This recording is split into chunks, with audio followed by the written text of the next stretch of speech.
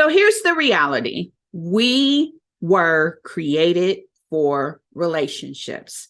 And the very thing that makes relationships so powerful is the thing that makes them so hard.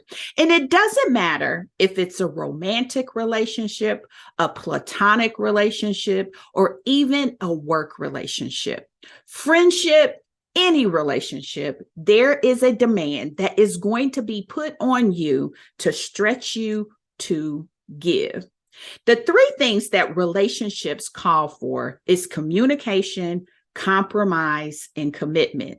And until we are willing to be forgiving and show up authentically in them, we will struggle to understand the true value and power they can bring to our lives. And so here's my challenge. I want to encourage you to lean into relationship instead of fighting it off, to realize it's a necessity for your life and how you can begin to tap into its value. Now let's get into it. For the longest time, I secretly wanted more. I often found myself shrinking to fit in, settling for what was comfortable, and even selling myself short.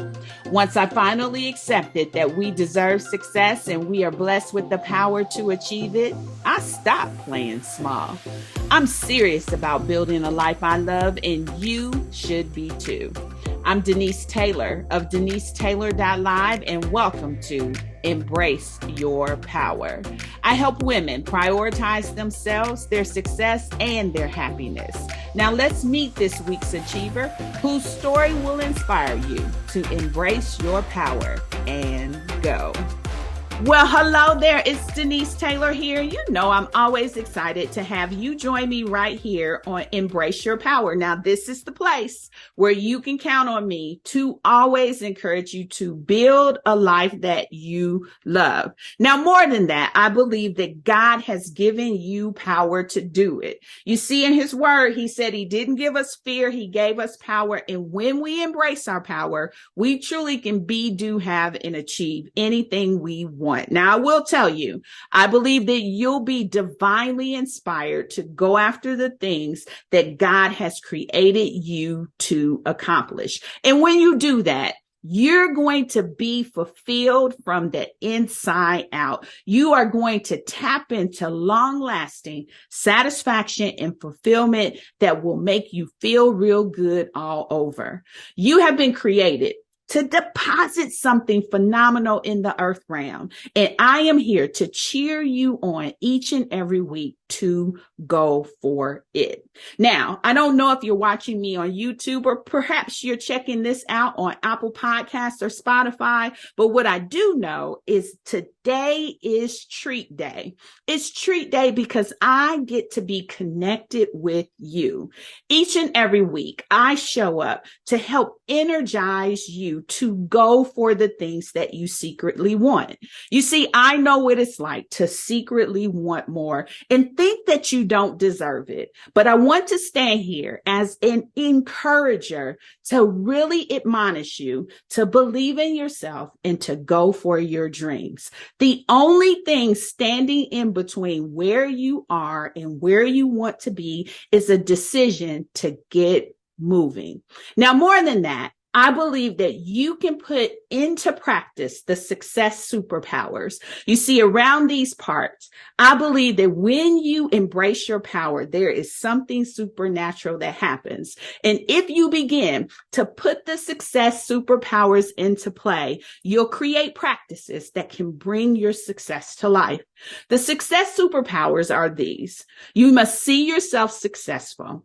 You must shake off fear. You must do the work. You must take care of you, and you must hold fast to your faith. And when you think about that, you can apply that to any effort or activity that you desire. Now, if this is your first time around these parts, I want you to check out the video that I put together where I go deeper on the success superpowers. That video is available on my website and it's absolutely free. I want you to understand more about each of them so that you can put them into practice in your life. You can check out my website, which is www.denisetaylor.live, and check out the video on the success superpowers today. Now, before we get into this incredible episode that is steeped with so much wisdom around relationships and the value that we should give to them, I have something to share that's special just for you. Well, I don't know if you've heard the news, but I want you to know I have a brand new podcast and I want to invite you to take a listen. I'm the Good Thing. The podcast is the place where we unpack life wisdom. We pray, we affirm, and most of all, we discover our true beauty, our worth, and our power. You see, I'm all about helping women build a life they love, and I know that begins with us believing everything good about who we are. Now, the format of I'm the Good Thing is a bit different. While it's a sister podcast to Embrace Your Power, it is a bite-sized version of life-winning wisdom to help you change the game. These 5-minute episodes are designed for you to be able to listen while you do your makeup, or listen while you have your coffee, or even listen on the drive into work. I want you to energize your day in a God kind of way. And I'm the Good Thing is the motivation you need.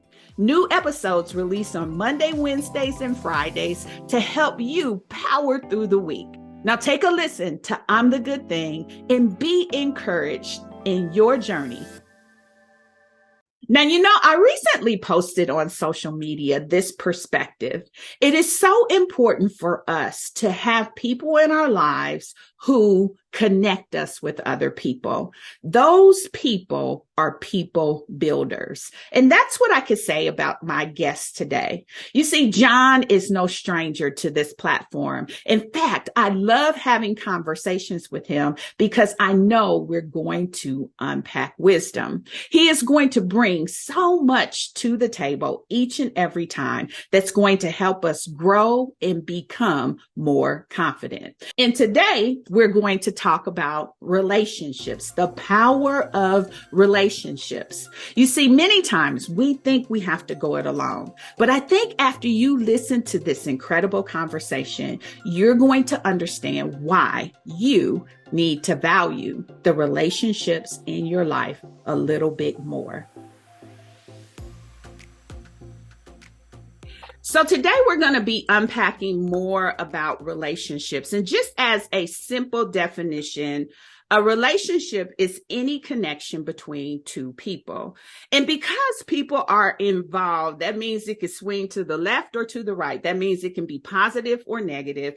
It can be good, and it can have hues of being bad. And so I wanted to talk about the power of relationships because the thing that makes relationships great also makes relationships hard. We have to show up with a willingness to be close, a willingness to operate with fondness, a willingness to operate with understanding, respect, care, support, honesty, and acceptance. And all of those things really key into us being vulnerable when it comes to relationship. And I want to be real clear. Just as much as these things are key in love relationships, they are absolutely key in any relationship to some degree. And so I thought I would invite my friend John. I want to call him coach, partner, mentor. Like, he takes on all the hats when it comes to me. I wanted to invite John to the table and really just talk about the power of relationships. And you're no stranger here, but just in case somebody is meeting you for the first time around these parts, John, before we jump in, go ahead and introduce yourself. Well, first of all, Denise, thank you so much for the continuing partnership, the love, the light, the appreciation, the recognition of us and our exchange and my gifting. So I appreciate you so much for that. John Haynes III, family and friends call me Trey. By day, I am HR executive for a multi-billion-dollar global company where God, I believe, has sent me And in every other instance, I am leadership and business coach. And my whole existence is to make sure that leaders are freed up. They understand what blocks them. We understand what blocks us, and to identify how to navigate those blocks so that we can get to our starting lines. And so I am able to coach everything from spiritual to physical to mental to emotional, everything that encompasses a leader and helps you optimize and be most effective and find your highest and best use. That is me. From a family perspective, I got a wife, Gwen, of 22 years, who I love dearly. Miles, Super Miles, as we call him, is my 15-year-old, and Nana takes care of all of us and makes sure that we're able to do what we have to do and what we need to do every single day. So thank you again, Denise. So I kind of kicked us off a little bit talking about the things that make relationships great are the things that make them hard. So let's just kind of ease into it. Tell me what's resonating with you as I bring forth that perspective. Yeah, I'm writing it down right now. The number one thing and the first thing that came to me is that we have to recognize that people are going to people every day. They are going to people. And we are the most complex, most perfectly imperfect, most beautifully imperfect people are a creation that God has made. And we're going to piss each other off. We're going to rub each other the wrong way. We're going to come damaged with trauma, with issues, with drama sometimes. And we have to be able to give each other grace and space to become. But that's the end in mind. But that journey to relationship and connectivity is just weird some days. It's odd. I want to pull out of peopling. But the charge here, spiritually and from a earthly perspective, from a human perspective, is for us to connect. We are built to connect. So how do I get to connection? And those are the things, those are the obstacles that we have to navigate. Those are the good things that we have to learn. And we got to unlearn some stuff that we were taught in order to really be connected and be relational with one another.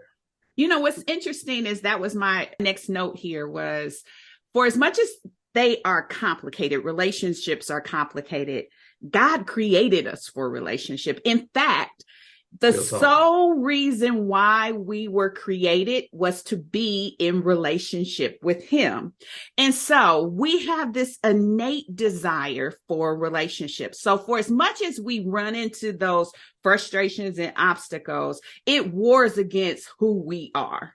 And so when we try to pull back from relationship, we feel emptiness, right? And so you're right, because of how we've been created, most of all, because God desires relationship with us and he's created us for relationship, we got to figure out how to navigate.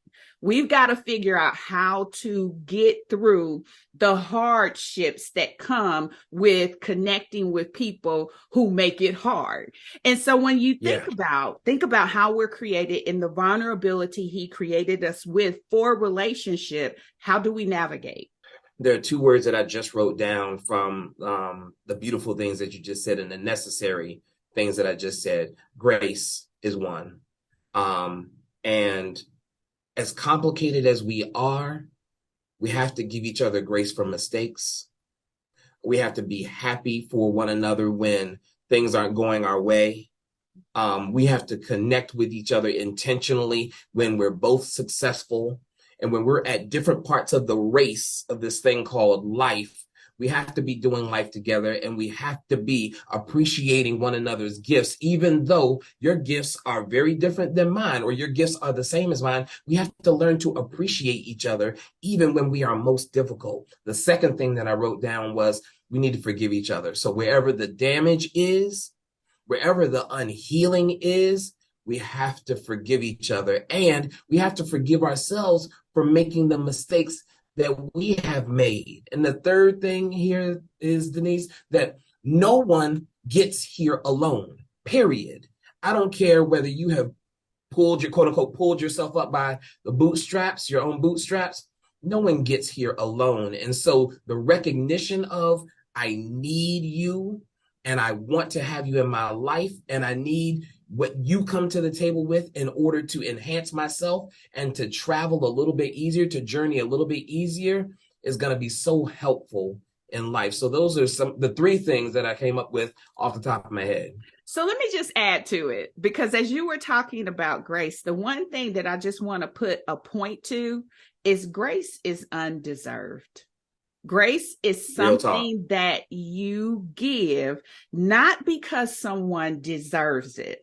And so oftentimes we are trying to reason why we should do it. But that person who needs your grace, they don't need it because they deserve it. They need it because it frees you. It frees you to love. It frees you to operate beautifully in how God has created you to be. And I love that you went to forgiveness.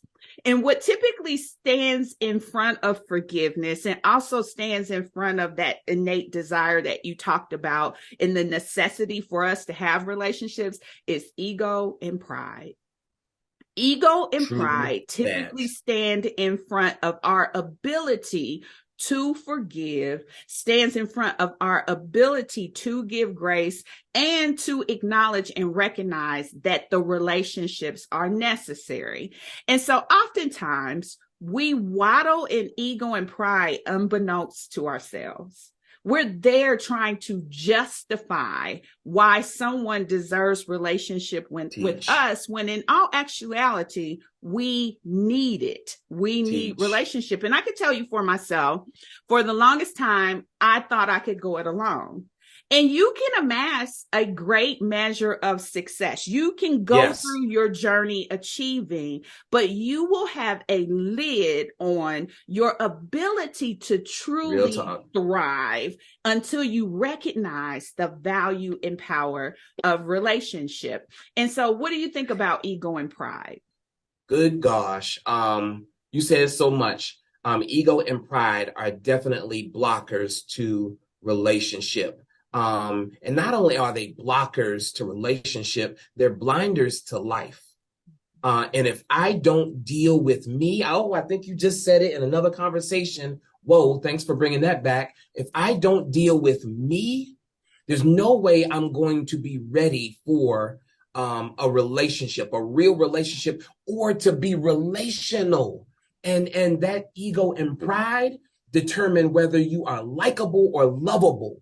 And in a relationship, you need to be both, because some days I'm not going to like you, but I love you. And some days when you are likable, the world is just right and you can do anything. And sometimes likable is more important than lovable.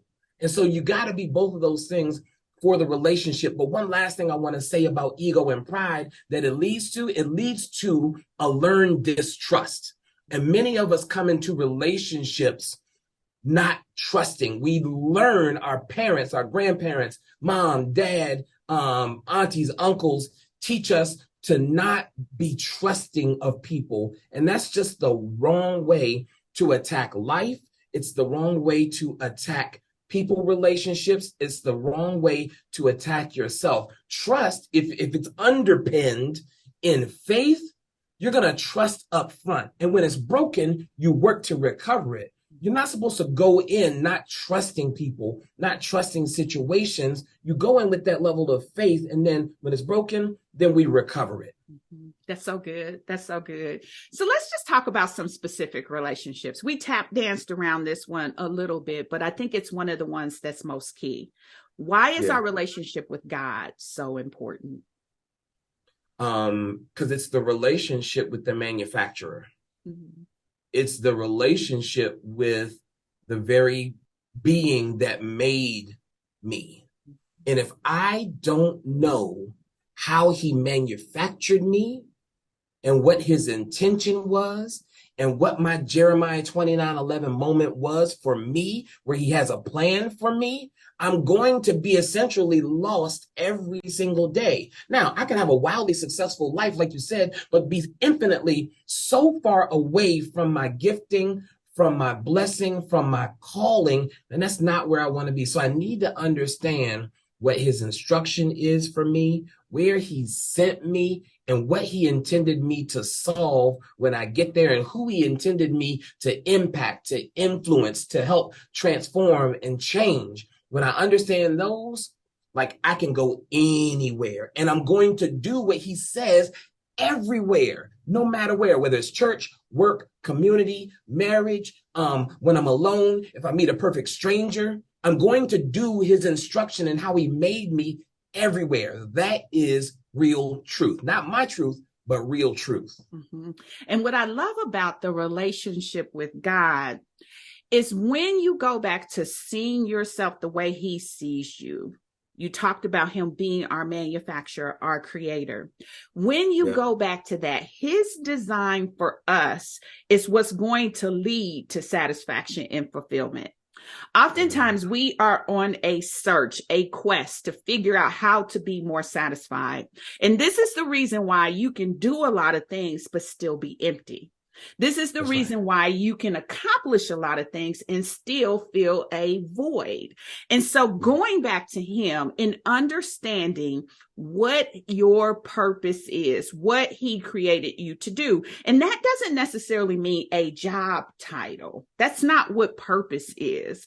Purpose is something that lights you up on the inside out. And when you do it, you feel it in places that you would do it if nobody paid you. That you would show up in that way if nobody gave you attention, because the sense of fulfillment that you have within when you do it makes you feel rich. It makes you feel wealthy. And when you operate in that vein, it attracts all of those things that we are trying to make happen on the outside. And so outside of your relationship with God and nurturing it and helping yourself to understand why he created you, how he created you, how he has gifted you, until you take that journey, you can accomplish, but you will still have emptiness. You will still feel void. And so it's like table stakes. It's necessary. It's necessary for who we are. And one of the things that I love that you said is once you begin to understand that, it shows up with you everywhere.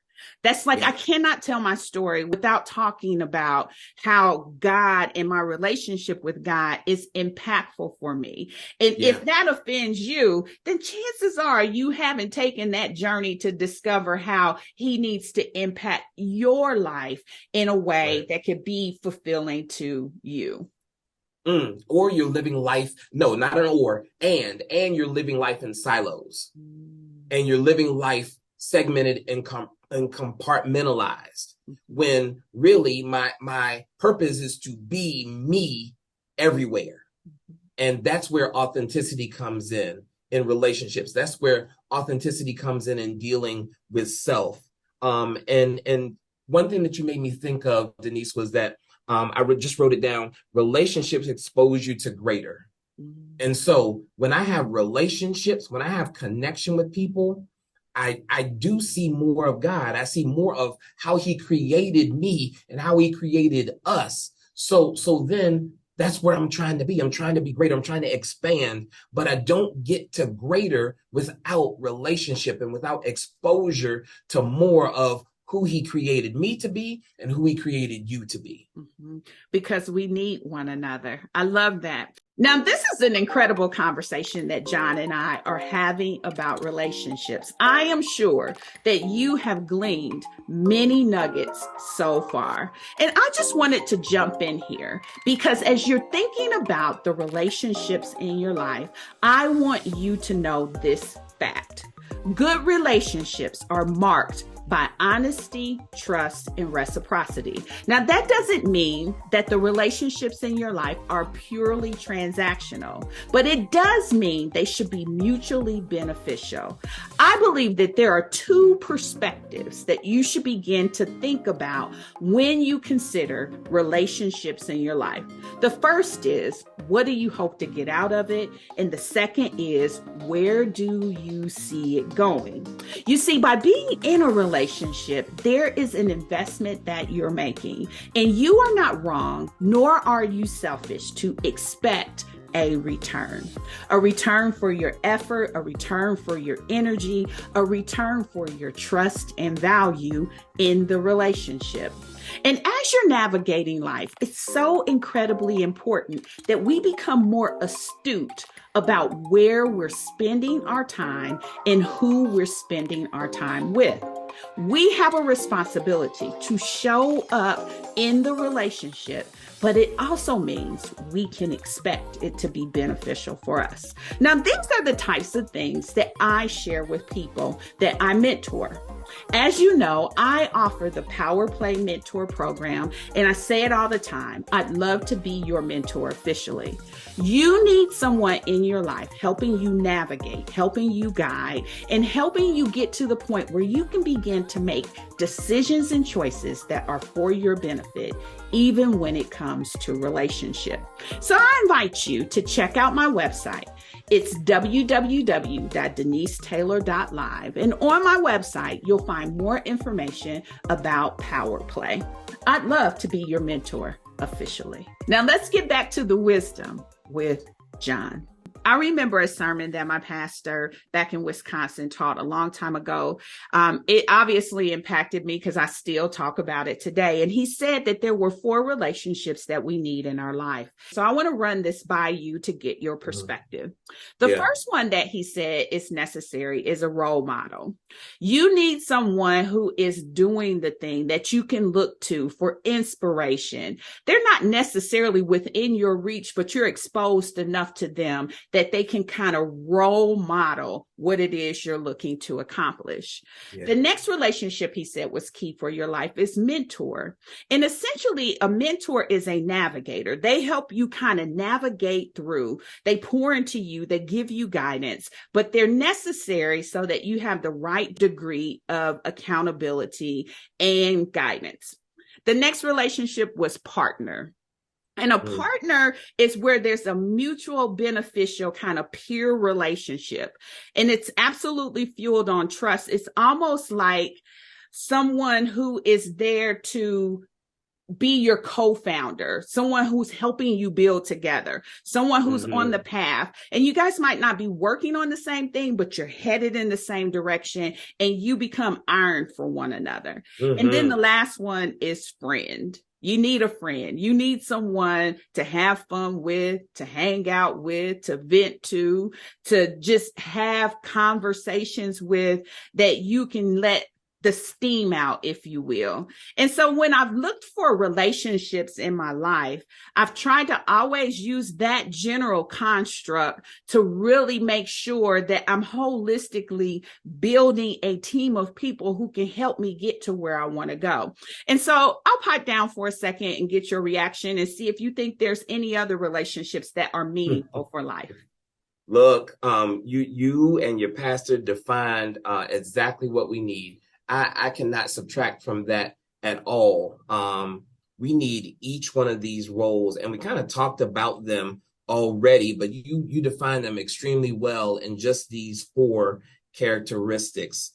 We need the example, we need the navigator, we need the peer who we can trust, and we need the friend, the person to have fun with. What you also exposed me to is that we need the sponsor. We need the person maybe in each one of these roles who's not afraid to talk about us when we're not in the room, and not afraid to defend us when we need defending and when we can't defend ourselves, whether we're there or not. And the other thing that you just preached here was the underpinning of all of these roles, from role model, mentor, partner, friend, sponsor, is all of them need to have truth-telling capacity and accountability. All of them need access to me in order to be able to say, yo, you were wrong about this, or you need to go back and apologize, or no, you were right, stand in it and go ahead and fight. You're going to take some bruises and some bumps and some broken bones, but it's going to be okay. Or here's where you go here, or turn your head a little bit to the left. You were looking to the right. We should have been looking over here. We need that person that we give access to and accountability to tell us the truth, not our truth, not their truth, but the truth. When that is there across all these roles, we make these people our personal board of directors. We keep these people for a lifetime.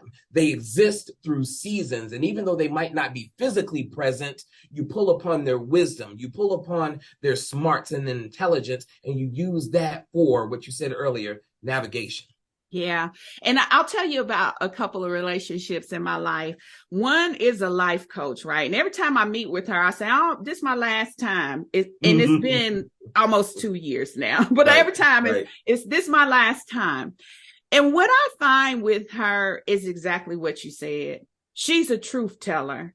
You know, she's going to tell me my slip is hanging.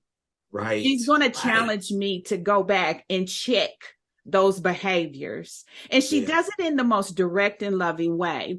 And one of the things that's important about all of those relationships is that they have a personality that resonates with you. Now, some people may not like the straightforward tone and approach that she has, but it works for me. Right? Because I need a straight shooter. I don't need you to put some icing on it. I don't need the sprinkles. I need you to go for the jugular because that's what's going to get my attention and drive me to correction. But that approach is not for everyone. And I think that where we get frustrated in the process of building our personal teams of directors is we see a person and we like what we see about them. But when we get closer in proximity to them, we realize that they're too much for us, or we realize they don't sharpen us enough. And what I want to challenge people to do is just don't give up in the process. Just because you had one sweet potato pie does not mean all the sweet potato pies are no good. You keep having a slice till you find one that you like. But oftentimes when we run into a bit of non-fit, or we run into a bit of obstacle, we'll retreat and think it doesn't work or we don't need it, when in fact, we need to keep navigating through to find the voices that resonate with us, because relationship is a necessity. Look, in addition to the people that we like and who are likable and who are lovable, we also need to learn from the people who challenge us and the people who are outright enemies. And the people who we identify enemies, I'm just venturing, aren't really enemies. An enemy is after you to destroy you. Most of the people that challenge you, you're just a variable for them. They're going through their own toxicity or their own trauma or drama, and you're just a variable. So don't take that personally, but what you can take from them is the lesson and the wisdom. And I have been really good later on in my life, certainly more than the first part of my life, but later on in my life, and the people that I don't necessarily like, learning from them and pulling from them and doing it intentionally. Like, how did you navigate through that deal? Or like, how do you build this relationship with this person? Or how do I get to this level? Or how do I address this issue within me? I'm quick to ask some of the people that I don't like, because I believe that you can get that wisdom from any type of relationship, even when it's stranger to enemy, you can get that wisdom. Now, here's the thing, and we'll close up with this.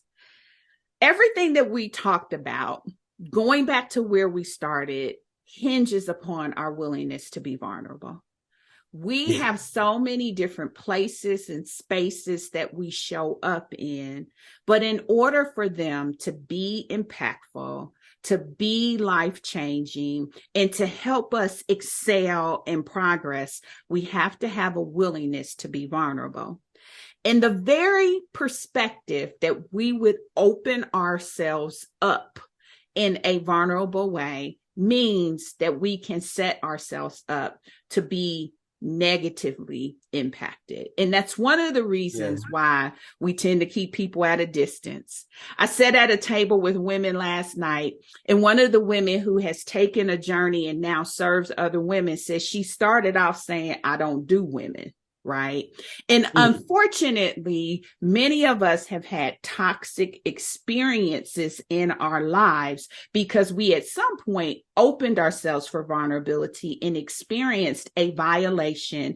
And our response to that is, I don't do women. I don't do people. Yeah. I don't do Black people. I don't do white people. I don't do vulnerability, right? Yeah. And so in order for you to really glean the value, the power of relationship, you got to open yourself up to be vulnerable. So in this perspective of toxicity, right, where the relationship has turned toxic, and essentially that just means there's some undermining, there's something happening that's been threatening of you as a person, something that makes you feel ashamed, humiliated, misunderstood, or unsupported.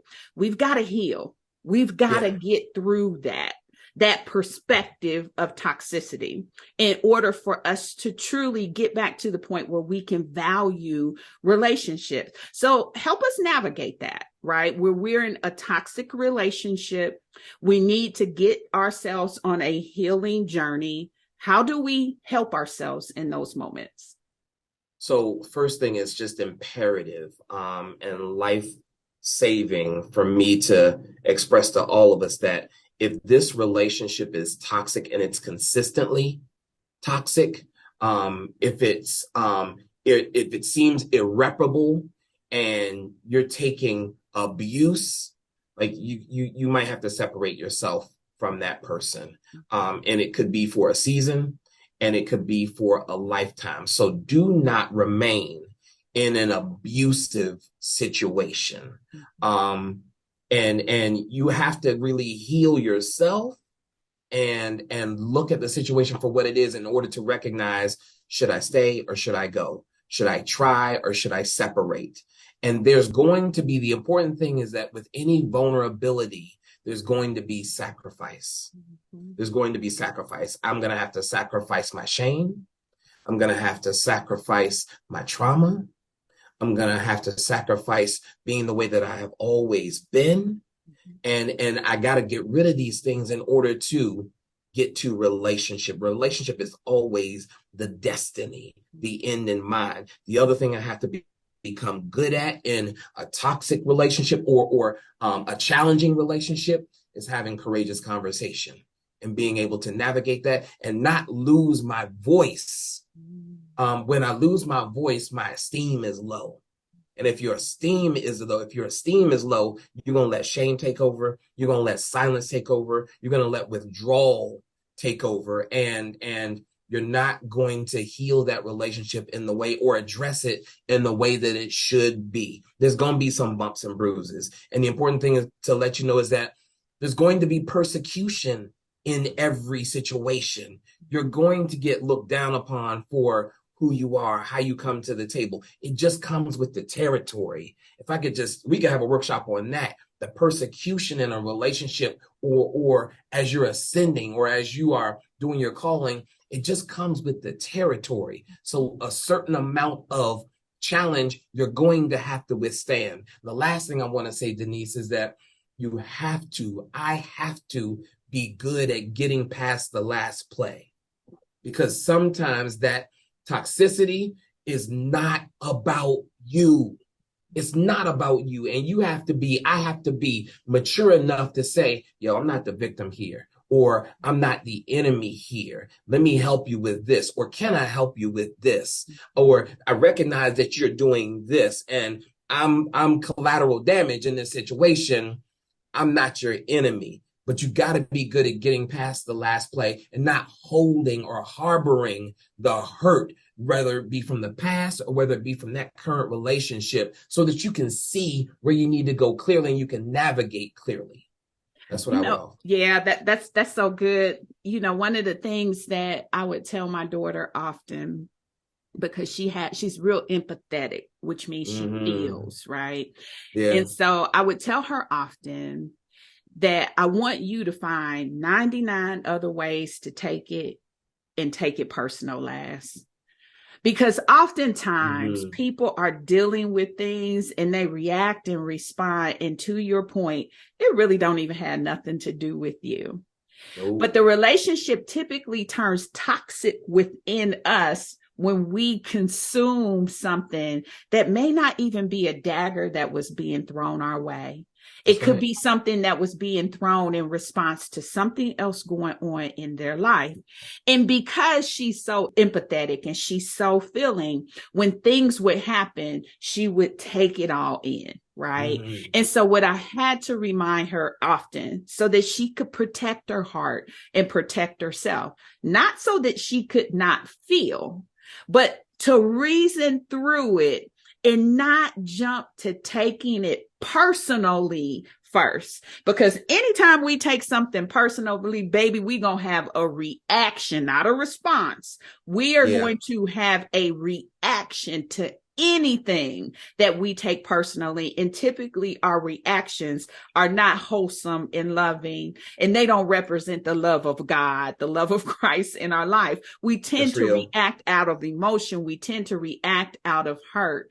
And so training ourselves to do exactly what you said, get past the last play, not take it so personally, doesn't eliminate toxicity, but it helps us to know whether or not we're judging the situation well. And the only other thing that I will add, because many times when we hear abuse, we only liken abuse to violence. We only liken abuse to punches. We only liken Yeah. it to throws. But there are so many forms of abuse. Real And talk. I don't want to negate not one of them. If you Mhm. are experiencing abuse of any kind, take measures to find safety and protect yourself. And like you said, it could be for a season. It could Yeah. be a shift that's necessary forever. But the key thing is prioritizing and honoring yourself to make the move. Oh gosh. Oh gosh. Oh gosh. You preached the whole word there, and I would just stand on your shoulders, Denise, and say that with those thoughts and feelings, we have to bring them into captivity.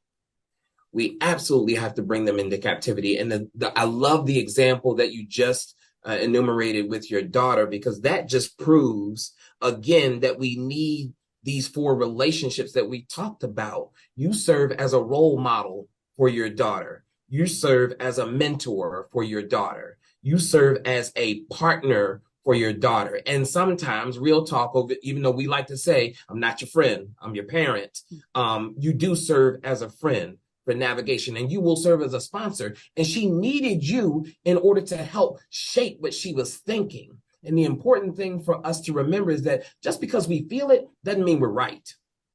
Just because we feel it doesn't mean we're right. And we need relationships in order to help shape how we're supposed to be thinking and how we're supposed to be looking at a situation, even how we're supposed to be feeling in a situation. I can't tell you how to feel, but we should trust someone. We should give someone enough access to help us shape our feelings and our emotions and our thoughts in the right way, and even how we see a situation, our perspective in the right way. This is why each other, one another, we're so essential to our very own lives.